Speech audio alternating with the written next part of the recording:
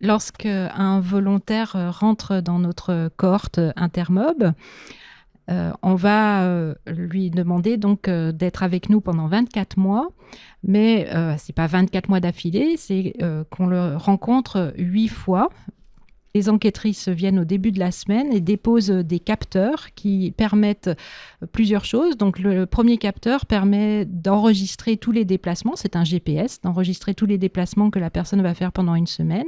Et puis il y a un deuxième capteur qui lui enregistre les particules fines auxquelles sont exposés donc les volontaires.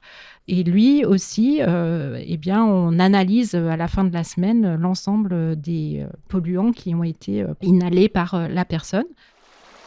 Impact, c'est le podcast qui met à l'honneur les travaux de chercheuses et chercheurs du laboratoire de sciences sociales Pacte à Grenoble. Bonjour et bienvenue dans la saison 3 d'Impact, le podcast du laboratoire de sciences sociales Pacte à Grenoble. Pour ce 6e épisode, nous accueillons Sonia Chardonnel et Camilla Tabaka-Simon pour parler des enjeux de la mobilité en 2023. Grâce au projet Intermob, les chercheuses et chercheurs répondent à des questionnements en lien avec des enjeux sociétaux et environnementaux concernant les effets des mobilités quotidiennes dans les villes sur la qualité de l'air et sur la santé publique des populations. Sonia, bonjour. Bonjour. Bonjour Camilla. Bonjour. Bonjour Émilie. Bonjour. Et on a aussi une pensée particulière pour Sarah Duché qui devait être avec nous pour cet enregistrement aujourd'hui et qui n'était pas disponible. Le projet en question s'intitule Intermob et est porté par le Cross Disciplinary Project Mobilair. Est-ce que vous pouvez commencer par nous définir un petit peu les enjeux de ce projet, notamment en se recentrant sur la mobilité en 2022 ? Intermob, c'est un programme de recherche qui a débuté en 2018-2019 et qui a pour objectif d'analyser et d'observer le changement de comportement, de pratique dans les mobilités quotidiennes des populations qui habitent dans les villes et les espaces périurbains autour des villes. Et en particulier, donc, notre terrain, c'est la région grenobloise, donc l'agglomération de Grenoble, mais aussi les vallées qui sont autour de Grenoble, comme la vallée du Grésivaudan et le pays voironnais. Est-ce que vous pouvez nous parler des enjeux de la mobilité en 2022 ? Sonia, vous étiez à la genèse du projet. Peut-être que vous pouvez nous raconter comment est-ce que ce projet s'est monté ?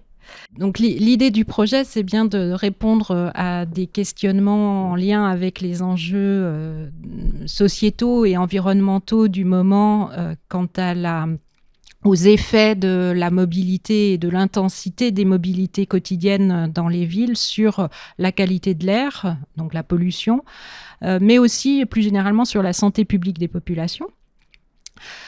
Puisqu'on sait maintenant que l'intensification de la mobilité, notamment de la mobilité par l'automobile, a évidemment des conséquences sur la pollution des métropoles, mais elle a aussi des conséquences sur la sédentarisation des populations et donc sur leur manque d'activité physique potentielle qui est induite par le fait que l'on se déplace de moins en moins activement. Maintenant, on parle de mobilité active ou de mobilité inactive, et donc l'automobile est une mobilité inactive.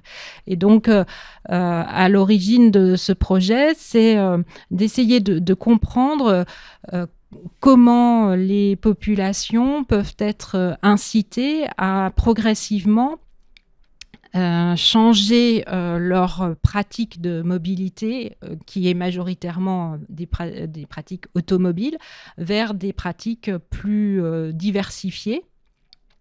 Et pour cela, évidemment, il y a des choses déjà qui se font. Les collectivités territoriales en charge de la question des transports et de la mobilité dans les agglomérations et dans les espaces même périurbains, voire ruraux, essayent de motiver les populations ou de déployer des infrastructures qui permettent d'aller vers d'autres mobilités que juste l'automobile. Et donc là, notre projet, nous, c'était d'essayer de comprendre en profondeur quels sont les freins, mais aussi les leviers qui peuvent aider à transiter d'une mobilité plutôt automobile vers des mobilités autres. On sait que la sociologie du changement, on est en plein dedans, c'est une sociologie qui se fabrique en recherche sur le temps long. Quand est-ce que cette étude elle a commencé ? Le montage du projet s'est initié vers les années 2017 lorsque l'on a commencé à se rencontrer entre laboratoires au sein du site universitaire de Grenoble. Et l'originalité, effectivement, de notre projet, c'est qu'on est partis, nous, les géographes qui travaillons depuis une vingtaine d'années maintenant sur ces questions de mobilité quotidienne, on est parti de l'idée que seul, avec nos yeux de géographe, on ne pourrait pas justement répondre à la question du changement et de la compréhension des dynamiques de changement dans les habitudes de déplacement.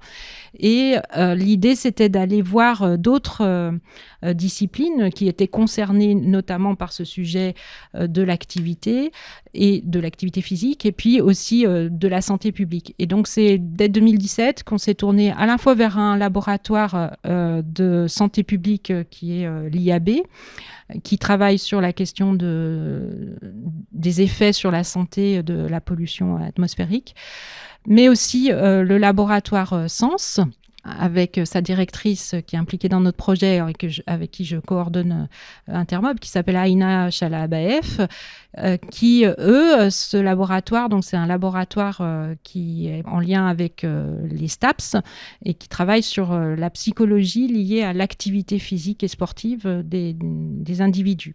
Donc c'est une approche psychologique du changement et de l'activité physique. Et enfin aussi, on a une troisième équipe avec laquelle on s'est associé, qui est une équipe d'économistes et qui travaille aussi sur la question des leviers économiques et des leviers en général pour le changement et le changement de comportement, notamment en matière de transport et de mobilité. Il y a donc en fait plusieurs volets. On a parlé de l'activité physique, mais il y a plusieurs problématiques autour de la mobilité. Est-ce que vous pouvez nous parler peut-être, Camilla, de ces problématiques que vous avez soulevées et qui sont à la base de cette enquête ? Oui, alors la mobilité, souvent on la voit d'abord par le prisme des modes de déplacement. Effectivement, on l'aborde aussi par ces prismes-là. Donc, on a parlé tout à l'heure des automobilistes, changement de la voiture individuelle et l'usage individuel de la voiture vers d'autres modes. Élargissement du spectre des possibles des modes de déplacement qu'on utilise au quotidien. Mais ce n'est pas uniquement l'usage des modes qu'on cherche dans la mobilité, c'est l'ensemble des activités que les personnes effectuent au quotidien qui les amènent à se déplacer. Et donc, ces activités peuvent être plus ou moins contraignantes selon où elles sont placées dans le territoire, les horaires que les personnes peuvent avoir pour y accéder ou pouvoir faire l'activité dans ces horaires-là, mais aussi avec qui on doit se déplacer. Est-ce qu'on doit transporter d'autres personnes, accompagner d'autres personnes, notamment on pense aux enfants qui aussi guident nos déplacements pour les accompagner à l'école, aux activités, etc. Donc si on regarde la mobilité, c'est pas uniquement par le prisme des déplacements, mais aussi les motifs des déplacements. Pourquoi on se déplace dans le territoire ? Vous êtes donc sur une enquête qui se focalise principalement sur l'échelle de l'individu. Est-ce que vous pouvez nous détailler un peu plus pourquoi avoir mis la focale sur l'individu ? Alors oui, on entre effectivement par l'individu, puisque ce que l'on essaye à travers cette enquête et cette étude, c'est de comprendre comment l'individu ou la personne peut réorganiser son quotidien, donc ses activités quotidiennes au sein de son ménage, au sein de son entourage professionnel, pour pouvoir utiliser des modes de transport alternatifs à l'automobile qui pourrait être son mode principal au moment où on commence l'enquête avec cette personne.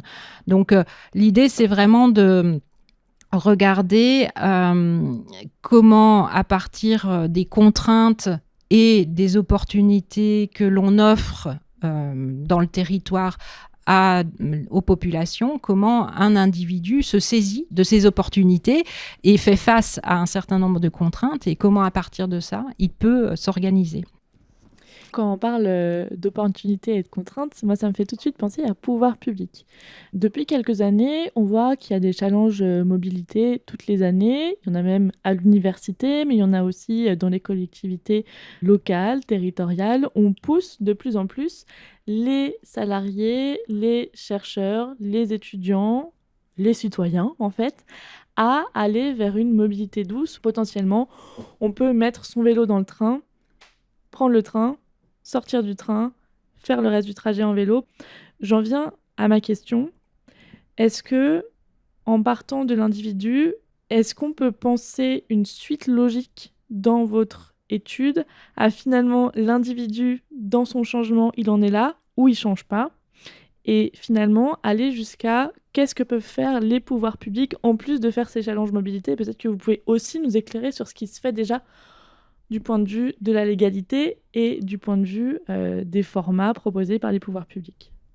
En fait, il y a plusieurs éléments. Donc, le premier, notre objectif, suite à cette étude, c'est éclairer davantage les contraintes des personnes et aussi celles posées par les territoires, puisque on peut avoir des personnes qui sont tout à fait très volontaires pour changer les modes de déplacement qu'elles utilisent, sauf que la palette des choix possibles peut-être n'est pas très large.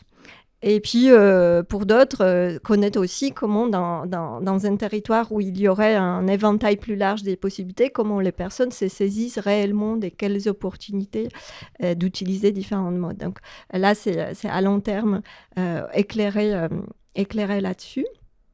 Mais déjà, en travaillant avec des participants, donc des volontaires qui sont rentrés déjà dans notre étude, on a la possibilité de leur montrer tous les alternatives aux déplacements automobiles qui peuvent exister pour leur déplacement à eux. Donc, c'est nos enquêteurs, enquêtrices qui renseignent aussi ces participants à qu'est-ce qui est possible. Et par la suite, c'est le participant, la participante qui choisissent les alternatives qui se présentent. En fait, l'idée donc de travailler sur l'individu à partir de l'individu, ce n'est pas dire débrouillez-vous, c'est à vous, tout est de votre ressort et c'est que vous qui en êtes responsable.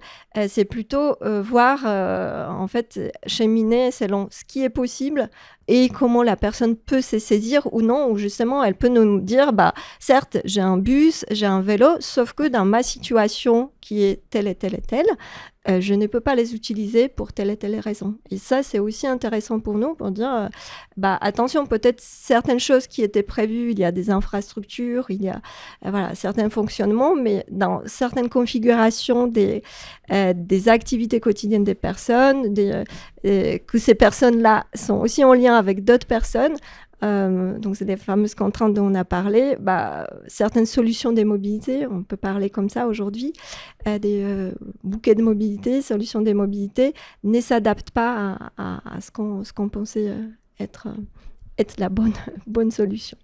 Je peux faire un tout petit complément.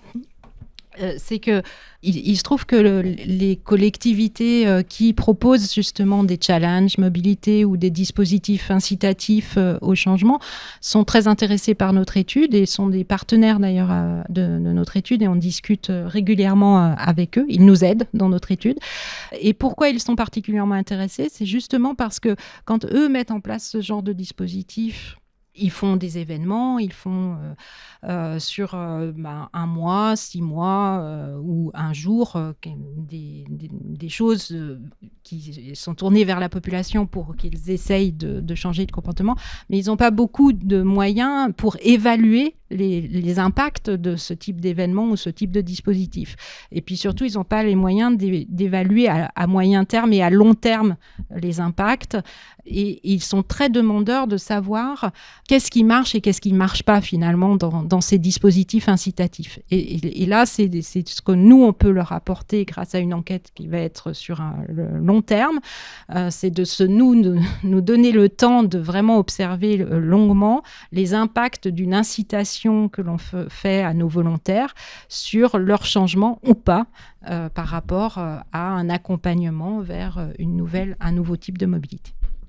Justement, il y a l'étude et puis ensuite, il y a la psychosociologie, l'intention jusqu'à l'action. C'est deux choses bien différentes. Est-ce que dans les premiers peut-être rendus d'études, vous arrivez à comprendre pourquoi tel ou tel citoyenne va passer ou non à l'action ? Alors, dans les premiers résultats de cette étude-là, Intermob, on n'y est pas encore. Voilà, la compréhension de ces cheminements, sûrement pour d'autres études que nos collègues en psychologie d'activité physique mènent, c'est un peu plus clair. Dès là où on part, c'est en fait être conscient qu'il y a plusieurs étapes dans le changement. Donc, la première étape, c'est les personnes sont totalement hostiles ou n'envisagent pas de changement. Donc, on ne touche pas ce public-là, pour exemple, puisque c'est un public à part avec qui il faudrait travailler davantage pour prendre conscience. On travaille déjà sur un public, donc dans nos volontaires, un public qui est dans la deuxième étape.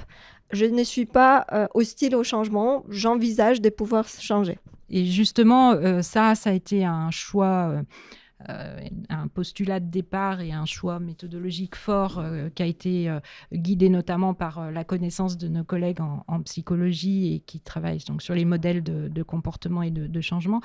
La littérature dit que c'est extrêmement difficile de faire changer quelqu'un qui est hostile à un changement. Donc, si on voulait obtenir des résultats, il ne fallait pas qu'on s'adresse directement à ces personnes-là. Ça aurait été une autre étude. Ça aurait été une autre étude avec d'autres objectifs, peut-être. Après, l'hostilité au changement en matière de mobilité et de transition de mobilité automobile vers la mobilité, qu'est-ce qu'on peut dire sur les connaissances acquises par ailleurs, Camilla ? Oui, en fait, dans les profils des personnes, si on dit, si on prend cette catégorie, c'est peut-être un mot fort, hostile, mais il y a les personnes qui n'envisagent pas de changement. On peut distinguer peut-être deux. Celles qui disent non, j'aurais bien aimé changer, sauf que j'ai aucune possibilité. C'est sûr et net, je n'ai pas de possibilité dans la situation où je suis, où j'habite, ou les choses que je fais. J'ai vraiment pas d'autre alternative et donc je ne peux pas changer. Et la personne s'est dit connaître déjà à l'avance toutes les possibilités. Et c'est, on peut s'imaginer, même proche d'ici, il y a beaucoup de territoires qui ne possèdent pas d'autres solutions de mobilité ou des solutions fiables pour les personnes dans la durée des déplacements, les horaires, de pouvoir utiliser d'autres modes que la voiture. Et puis d'autres personnes qui disent, j'ai déjà fait mon choix, ça demande beaucoup d'énergie, faire le choix en différents critères. J'ai fait le choix d'un mode, voiture ou d'autres. On peut être aussi au changement aussi en utilisant d'autres modes, bien évidemment. Et je ne souhaite pas de changer puisque c'est le mode le plus efficace, ça correspond dans tout ce que j'ai fait et je base toute l'organisation de ma journée, voire de la semaine, du mois, là-dessus. Et je ne veux pas, pour une raison Y, avoir un effort mental additionnel pour devoir tester d'autres modes. Vous avez mentionné le critère d'hostilité ou non dans la sélection des profils pour cette étude d'Intermob. Est-ce que vous pouvez nous en dire un peu plus sur les autres critères que vous avez mis en place ?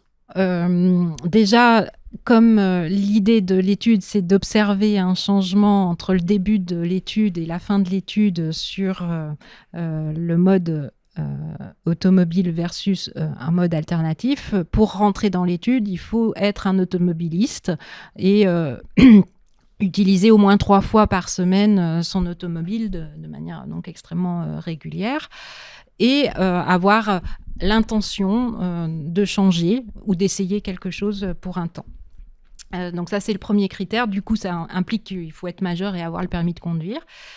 Et ensuite, le périmètre de notre étude, c'est l'ensemble de Grenoble-Alpes Métropole, mais aussi le Pays Voironnais et la communauté de communes du Grésivaudan.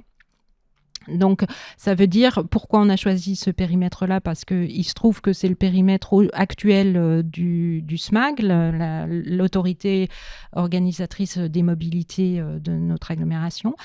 Et ensuite, parce que ça nous permet de faire varier les situations dans lesquelles les populations peuvent se trouver en termes d'offres de transport. C'est-à-dire qu'on va avoir à la fois des volontaires qui seront au cœur de Grenoble avec beaucoup d'offres alternatives, et puis des personnes qui peuvent être dans des espaces périurbains, voire montagnards, qui sont plus éloignés d'une offre régulière de transport en commun, par exemple. Voire qui sont sur des pentes qui vont vraisemblablement être assez difficiles à gravir en vélo, par exemple, tous les jours. Et pour en revenir du passage de l'intention à l'action, est-ce que vous êtes arrivé peut-être à déterminer des leviers pour arriver à débloquer des situations d'inaction alors qu'on a une intention ? Alors du coup, dans l'étude, effectivement, donc, comme dit, on s'intéresse à cette population qui a déjà intention à changer le mode de déplacement. Ça peut demander d'échanger plusieurs autres choses pour la mobilité. Donc effectivement, changer d'un mode à l'autre. Et on voit avec les participants quels peuvent être les modes autres que les personnes peuvent utiliser. Les participants peuvent avoir la démarche d'aller tester par eux-mêmes ces modes et voilà, faire leur propre expérience. Mais ça peut être aussi changer d'autres choses. Les horaires, ne plus faire certains déplacements ou les faire avec d'autres personnes. Changer l'endroit vers lequel on va. Si c'est pour certaines activités, les courses, peut-être les achats, on peut faire un peu plus proche de chez soi et du coup changer le mode en fonction. Ou faire justement la fois où on utilise la voiture, combiner les déplacements en voiture pour faire d'autres activités. Donc certains leviers, on donne aux personnes. D'autres leviers, c'est les personnes et les participants eux-mêmes qui les trouvent par leur cheminement, par leur expérience et par les changements au cours de cette période de 24 mois où on fait l'étude. Oui, ce qu'on peut peut-être préciser, c'est qu'à partir du moment où donc on recrute des personnes volontaires dans notre étude, on va les suivre pendant 24 mois.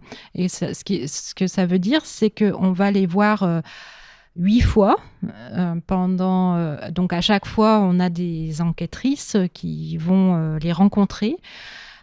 Au début, justement, pour pouvoir faire le bilan de la manière dont ils se déplacent au moment où ils rentrent dans l'étude. Et ensuite, ils ont un conseil de mobilité où on étudie avec eux les alternatives possibles, dont vient de parler Camilla. Il y a aussi, donc ça c'est plutôt sur la partie levier psychologique, tout un accompagnement à travers des incitations renvoyées par SMS ou par des questionnaires qui sont envoyés régulièrement pendant tout le suivi de notre enquête, où ils se fixent des objectifs. C'est-à-dire l'idée c'est pas peut-être d'abandonner complètement l'automobile sur tous les déplacements où on l'utilisait initialement, mais de se dire la semaine prochaine, je vais essayer, au lieu de prendre 2 fois la voiture, de prendre le vélo, et puis je vois si cet objectif, je l'ai rempli. Donc c'est ce type d'incitation, de levier, qu'on appelle psychologique, qui sont utilisés dans l'accompagnement qu'on fait de nos volontaires. Pour en venir à un point beaucoup plus pragmatique, disons, est-ce que l'impact financier du changement des mobilités a été évoqué parmi les enquêtés ? Par exemple, on a constaté ces derniers mois une augmentation assez drastique du prix de l'essence et tous les coûts qui sont entraînés par l'entretien d'une automobile. Est-ce que le fait de passer à un mode de déplacement qui soit la marche, le vélo ou même les transports entraîne une grosse économie des personnes ? Ou est-ce que c'est quelque chose que vous n'avez pas du tout relevé ou étudié dans votre étude Intermob ? Alors, on espère, on est vraiment en train de collecter l'information, donc on espère effectivement voir des effets de ce type. Et effectivement, la question du levier économique est fondamentale pour pouvoir envisager une autre façon de se déplacer et de voir toutes les répercussions que cette autre façon de se déplacer peut avoir dans la vie quotidienne. Évidemment, alors notre étude a commencé juste un petit peu avant le confinement, donc on a été effectivement très impacté déjà par cette première crise sanitaire. Et puis, on est de fait certainement impacté par cette seconde crise, donc, qui est la guerre et ses conséquences économiques, et notamment sur les prix du coût de la vie en général, mais de l'essence en particulier. Donc évidemment que très certainement, dans nos volontaires, on va avoir des commentaires de ce type-là. Mais le problème, c'est, et c'est l'intérêt d'ailleurs de les suivre pendant 24 mois, c'est que vraisemblablement, les économies financières que l'on peut faire si on se déplace moins en voiture, c'est des économies sur l'essence, mais c'est aussi, ça peut être, si on arrive même à, par exemple, enlever un véhicule dans le ménage, si on a plusieurs véhicules, ça peut être aussi des économies indirectes liées au coût du véhicule qu'on a rarement en tête, mais en fait qui pèsent encore plus lourd que l'essence. D'où le besoin qu'on ait d'avoir du recul sur ce que vont nous dire les volontaires au bout de plusieurs mois, s'ils ont effectivement été jusqu'à supprimer, par exemple, un véhicule dans le ménage, dans leur équipement.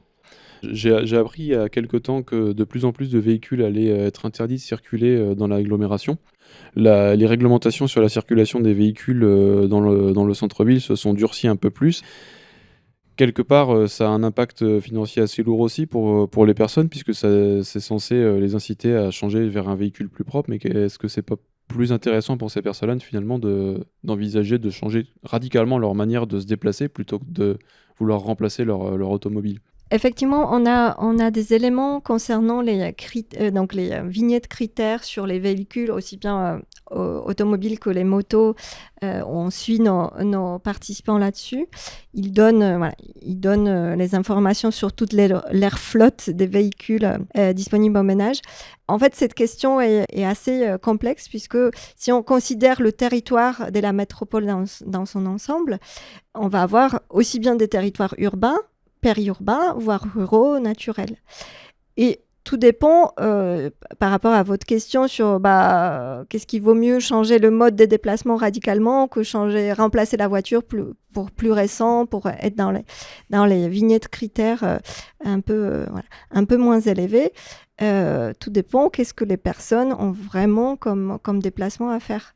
Donc si quelqu'un a un emploi à 30 km de son lieu de résidence, on peut lui conseiller de faire intermodal, vélo plus train s'il y a l'opportunité, ou plus bus. Il faut encore que ça puisse correspondre vraiment aux horaires des travail d'autres personnes. Mais il est sûr aussi que sur le cœur de la métropole, où il y a une très bonne couverture à la fois en transport collectif, mais aussi il y a le gros des aménagements cyclables, il est réalisé sur le cœur des métropolitains. C'est là où on va avoir le plus d'opportunités. Et dans ce cas-là, on verrait plutôt les personnes se tourner pour cette solution-là. N'est pas changer la voiture, mais plutôt changer le mode. Et c'est passer de la voiture ou des plusieurs voitures du ménage. Et justement, vis-à-vis de la couverture des transports dans l'agglomération, je ne peux pas m'empêcher de m'interroger aussi vis-à-vis des trottinettes et des vélos électriques qui sont mis à disposition un petit peu partout en centre-ville. Est-ce que c'est un mode de déplacement que vous avez pris en compte aussi ? Est-ce que c'est quelque chose qui est plutôt positif ou qui, au contraire, est une fausse bonne idée ? Alors, dans la mesure où on vous a expliqué que nos volontaires pourront par eux-mêmes choisir des modes alternatifs, nous on n'impose rien. Donc évidemment que s'ils souhaitent utiliser une trottinette électrique, ils le feront. S'ils souhaitent utiliser aussi des vélos électriques tels que c'est proposé par la métropole dans la flotte des métro-vélos, parce que, par exemple, leur trajet est assez long en kilomètres, ils le feront aussi. Et peut-être que là, ça sera un bon choix plutôt que de faire 10 km en voiture, faire 10 km en vélo électrique, parce que ça, c'est jouable. Ça sera peut-être un bon choix. Nous allons mesurer en même temps que nous allons suivre donc nos volontaires. On va mesurer, on va voir tous les déplacements qu'ils font et pouvoir les cartographier. Et on va aussi mesurer l'activité physique qu'ils auront pendant ces déplacements. Donc nécessairement, si ils utilisent des trottinettes électriques à la place de marcher, on verra que en termes de bénéfices pour leur santé et leur activité physique, la trottinette électrique n'aura pas forcément été un choix le meilleur des choix pour leur santé. Mais par ailleurs, ça peut être un choix efficace si c'était en remplacement de quelque chose qui était, par exemple, la voiture. Ceci dit, si on se place sur l'axe plutôt de la pollution des véhicules, quelque part, l'utilisation de ces trottinettes et de ces vélos électriques qui sont disponibles en les débloquant via une application qui utilise un certain nombre de serveurs, peut-être que finalement, quand on remonte l'impact carbone de tous ces modes de déplacement, on n'est peut-être pas sur quelque chose de si différent que ça vis-à-vis de la voiture. Encore une fois, est-ce que c'est des choses que vous avez pris en compte ou qui sont au contraire qui dépassent le cadre de cette enquête ? Alors, ça dépasse un tout petit peu le cadre de cette enquête en termes de mesure, c'est-à-dire qu'on ne sera pas capable de mesurer objectivement l'impact sur la pollution de mobilité électrique. Parce que ce qu'on va mesurer en termes de pollution, c'est les particules fines auxquelles sont exposés nos volontaires lorsqu'ils se déplacent et lorsqu'ils sont sur leur lieu de travail, leur domicile. Donc les capteurs de pollution qu'on utilise sont vraiment des capteurs de particules fines, donc c'est la qualité de l'air. Mais effectivement, ça c'est une autre étude qu'il faut mener, peut-être à une échelle plus macro d'ailleurs, de voir quel est l'impact du changement d'une flotte thermique vers une flotte électrique en termes de pollution. Et je suis tout à fait d'accord que ce n'est pas la panacée. Et c'est intéressant parce que du coup, on se rend compte qu'en réalité, retracer et évaluer l'impact carbone de nos déplacements et de nos activités, c'est souvent quelque chose de beaucoup plus complexe que ce qui pourrait n'y paraître. Et justement, c'est quelque chose sur lequel on reviendra dans le prochain épisode avec Thierry Bontemps et Jean Adam qui travaillent sur le bilan carbone du laboratoire. Pour ajouter, en fait, même en travaillant dans le cadre des mobilaires, cette fois-ci, donc CDP IDEX, on a pu voir avec l'équipe qui travaille sur la composition chimique des microparticules, on peut un peu tracer l'origine de ces microparticules, par quoi elles sont émises. Et donc même un véhicule électrique, il est source des pollutions directes, on va dire, au-delà de celles qu'on va chercher par les terres précieuses ou la consommation des serveurs divers variés. C'est aussi qu'en bougeant un véhicule assez lourd, on va avoir des microparticules liées à l'usage des freins, des pneus, mais aussi à remettre en suspension les poussières à côté de la route. Donc, ils sont, on peut dire, une deuxième source des pollutions. Après, la première, celle liée à la combustion du pétrole, de l'essence en général. En tout cas, il y a une question de pouvoir public là-dedans, c'est-à-dire que quelqu'un qui habiterait à Alvar, qui a envie de se dire « je ne vais pas prendre ma voiture pour aller à Grenoble tous les jours, mais je vais prendre le bus ». Mais en fait, c'est hyper complexe. Comment est-ce que votre étude, elle peut aussi faire bouger les pouvoirs publics dans le sens où avoir plus de transports en commun à des heures plus régulières, ça peut les faire changer d'avis. Et puis, en fait, on voit que on va pas vers ce cas-là, en fait. Il y a plein de trains, là, le train pour Paris de 5h30 qu'on prenait tous et qui arrivait à 9h, en fait, il vient d'être supprimé. Du coup, c'est une problématique, en fait. Oui, les pouvoirs publics s'attellent à cela et c'est effectivement le grand enjeu sur l'intermodalité pour les territoires les plus éloignés de l'offre dense de transport. Et il y a aussi, du coup, l'accompagnement des personnes à savoir utiliser cette offre plurielle de modes de transport et savoir combiner plusieurs modes de transport dans un même déplacement et s'organiser pour cela. Et on pense que finalement les territoires périurbains et notamment dans notre agglomération, dans les espaces de montagne, on voit déjà depuis même une petite décennie des gens qui sont très organisés de cette manière-là, c'est-à-dire qu'ils savent déjà alterner des modes de transport à plusieurs ou seuls, des modes de transport individuels versus collectifs, et ils sont assez inventifs. Et finalement, l'innovation, elle vient aussi, et la transition, elle vient aussi par les individus, les personnes, et elle rencontre les offres des pouvoirs publics. Et puis, comme on avait dit, agir sur la mobilité, c'est pas uniquement agir sur les modes de déplacement, mais aussi l'organisation du temps, des activités. La grande expérimentation à laquelle on a tous participé sans le vouloir préalablement, le confinement a montré aussi le pouvoir des télétravail qui existe depuis plus des 20 ans, la possibilité de télétravailler, mais où tous les employeurs n'étaient pas forcément pour. Aujourd'hui, pour des questions justement, y compris d'organisation des déplacements, les personnes peuvent avoir un peu plus de souplesse d'organiser une demi-journée ou une journée dans la semaine pour télétravailler, qui peut permettre un peu de compenser l'effort qui est le déplacement. Alors, l'effort des déplacements, c'est pas que quand c'est des déplacements avec des modes actifs, le fait de passer beaucoup de temps dans les modes des déplacements, c'est une fatigue, c'est une source de fatigue. Donc, voilà, cet effort-là peut être aussi, dans certains cas, des personnes pour qui l'emploi peut être télétravaillable, a aujourd'hui un peu plus de souplesse. Eh bien, c'est la fin de cet épisode 6 sur les mobilités dans la saison 3 de Impact. Merci beaucoup Sonia et Camilla d'avoir été avec nous aujourd'hui. Merci. Merci beaucoup. Et merci Arthur. Pas de problème.